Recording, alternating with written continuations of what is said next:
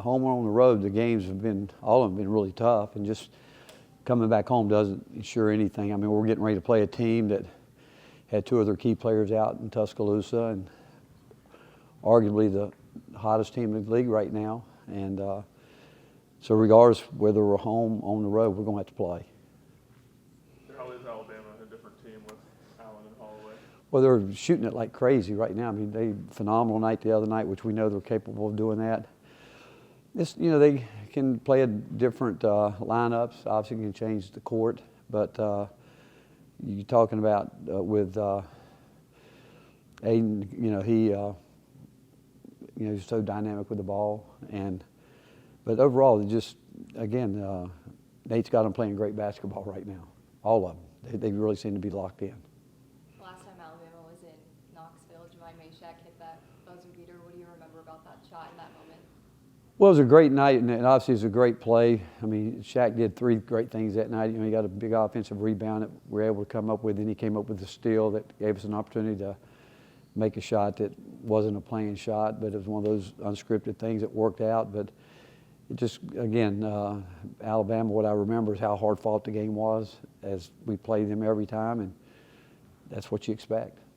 You mentioned after the Missouri game, Nate needing to work maybe a little bit harder to find his own shot and get off of defenders. Was there any conversation after that?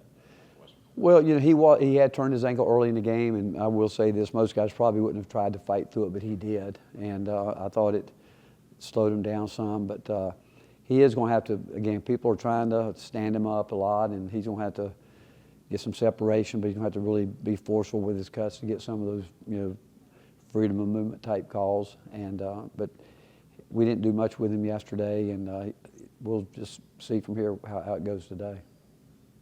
Common theme with turnovers the other night? Ridiculous is the common thing. I mean, it's the way we turn it over, and the ones that should have led to points.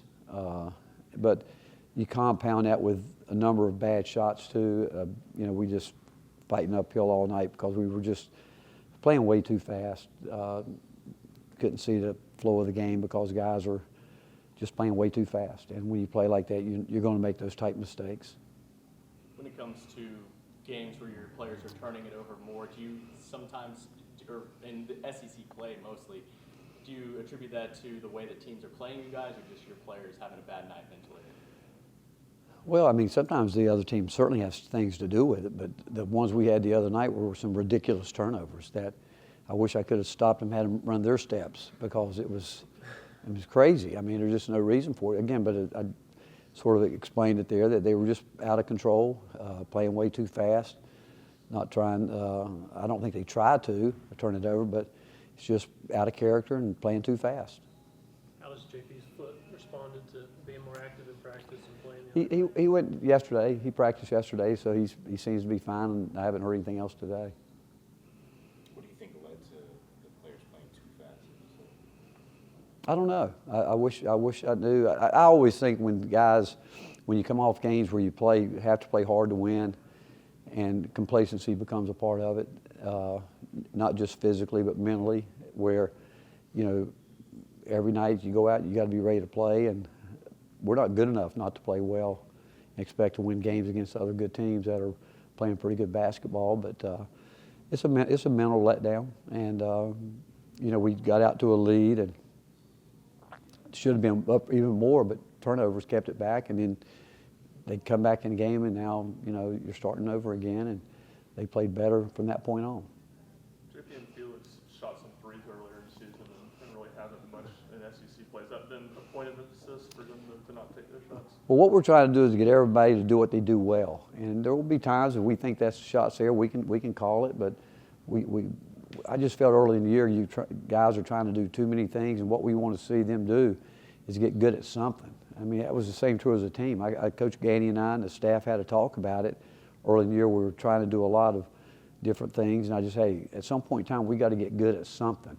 And I would say the same thing is true of players. They've got to get good at something that we know we can count on every night from them. And when guys, I think it's really an interesting thing. Many, many years ago, you guys probably don't know who Elvin Hayes is, but he walked in our building one day and he asked one of my players, he said, "What's your shot?"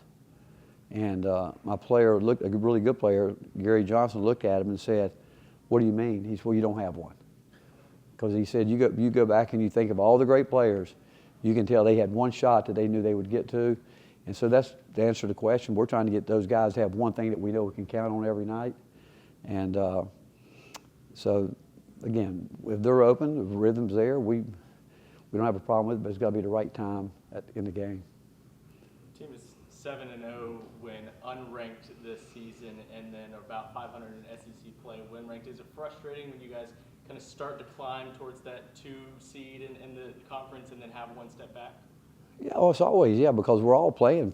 I mean, the 4-game in the NCAA in the SEC tournament, there's a lot of time you can do a lot. I mean, 3-4 game swing here late can change a lot of things. But I don't look at it as I just want us to win the next game and go from there. But if you don't do what you need to do to prepare mentally, it's not going to work.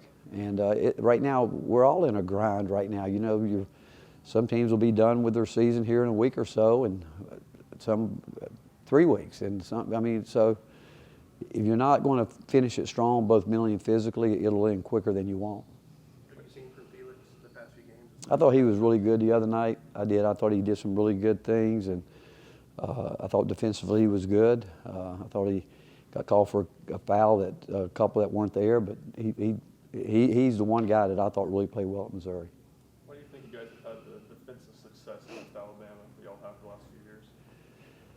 I don't know. I mean, one is probably just sheer respect, knowing that they've got the ability to put up 115, 17 points on you. If you don't guard, they can embarrass you quickly, and so you better be on high alert, or believe me, they can shoot it deep as anybody that you'll play against, and that's what they do.